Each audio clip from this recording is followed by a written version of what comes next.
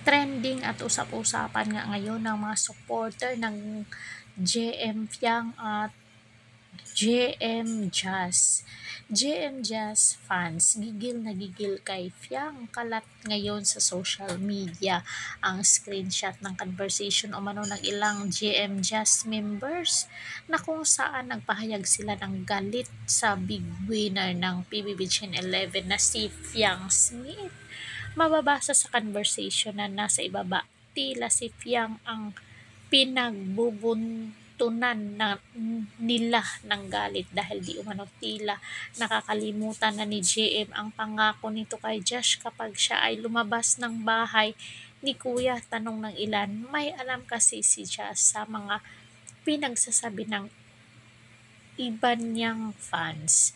Marapat lamang na kayo na ang magbasa ng nasa conversation sa ibaba at tapusin nyo tsaka kayo mag-comment ng inyong mga saloobin. O sige nga, basahin nga natin yung mga JM Just Official. So ito, yes tama siya. Pinangakuan na nila gutom sila sa pera. Diyos ko, baka biglang mag-iba ang ihip at magiging it pa ang JM Jazz.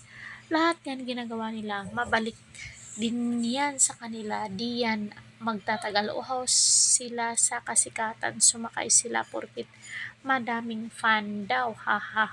Kunwaring stolen shot pero kinausap niya ni Ong nakuhaan sila pang post. Ano ba yan?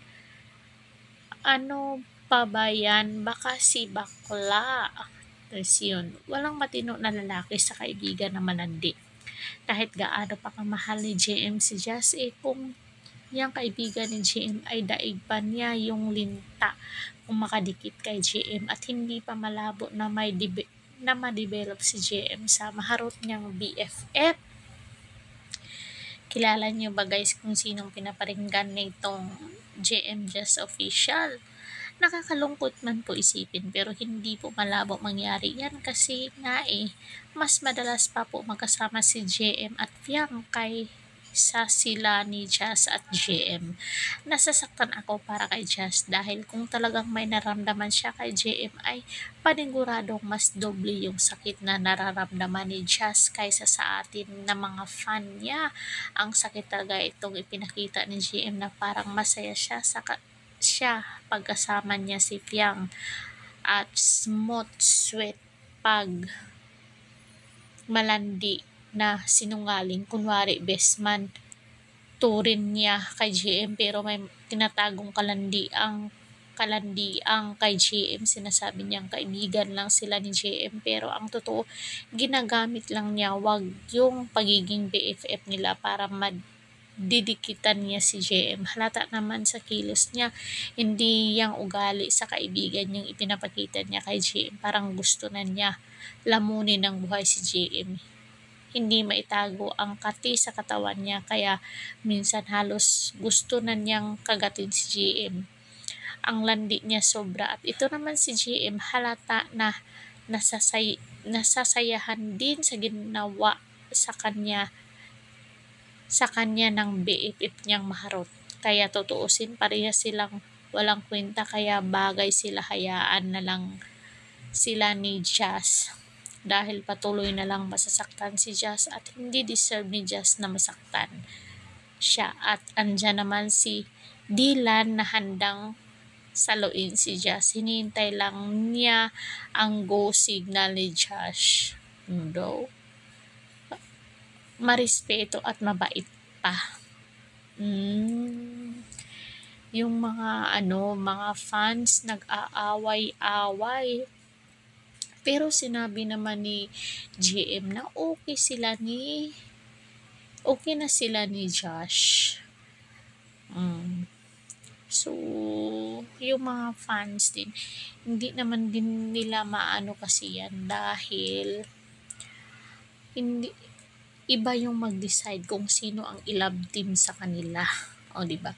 Paano pag i-love team si GM sa iba tapos hindi mag-click? O, di ba? Mas maganda na yung may mga manager yan sila na i-love team sila sa kunwari si Fiang at GM mag-click yung love team nila, tapos may iba din namang love team na hindi magkakatuluyan, hanggang love team lang talaga. Ito na nga. Thank you so much GM Josh for the effort for this video. It really means a lot for us GM Josh fandom, especially for me. Maisingit pa yung pagbati sa wedding ko. I really appreciate. And for Jassy, thank you so much. We love you always and hindi ka namin susukuan. Ang dami din palang si Josh. Si Jasmine Helen, ang dami niya palang fans din.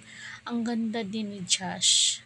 Pero ngayon kasi parang ang love team kasi ngayon na malakas ang hatak ng tao ay si JM at saka si Fiang. So baka may ibang ilalove team kay Jasmine. So ano sa tingin nyo dito guys? Sino yung para sa inyong love team na malakas? Anuhan na lang natin na maging successful silang lahat na nakapasok sa PBB Gen 11. So congrats all. Kung bago pa lang kayo dito sa ating channel guys, please hit the notification bell. Don't forget to like, share, and subscribe. Karidad Official TV para updated kayo lagi. Thank you so much.